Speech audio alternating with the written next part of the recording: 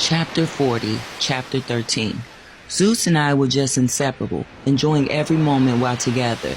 He would pick me up to stay at his house on the weekends when Junior and Crystal went to their grandparents' house. I couldn't help but to be filled with joy being in his company. I knew the feeling was vice versa with him. After showering and putting on his big t-shirt to sleep in, we would watch movies and talk when he wasn't busy with work.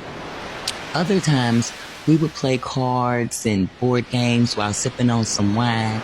On those tipsy nights, my mind would flood with nasty thoughts as my eyes dripped from his face and traveled down his chest and then stop when my vision lands between his thighs. Zeus would just shake his head laughing and bring those eyes back up. I laid my cards down, stood up from the kitchen table, and suggested, "Let's go and sample each other. And you're tipsy and had enough wine for tonight." We both agreed that we were waiting for marriage, so if it's meant, then it'll be on our honeymoon, Zeus explained, still holding his cards in his hands. I walked over to him, wearing nothing under his extra-large white Fruit of the Loom t-shirt. Zeus just looked at me smiling, still shaking his head.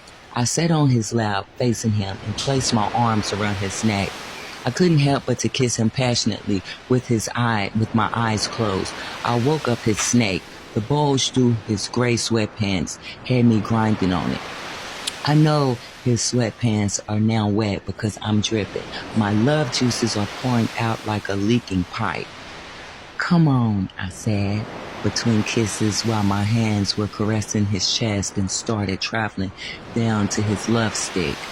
His eyes were lusting as his right hand rubbed my left thigh. Then his left hand traveled up his shirt I was wearing and he started rubbing my breasts.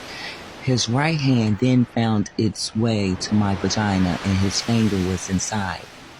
My eyes were rolling and my breathing was getting heavy because I was feeling so good. "Let's go to the room," Sue said. "Okay, let's go," I replied, raising up from off of his lap. We hurried towards the room, kissing each other. As we entered the bedroom, our clothes were being thrown every which way. Zeus stood there just looking good.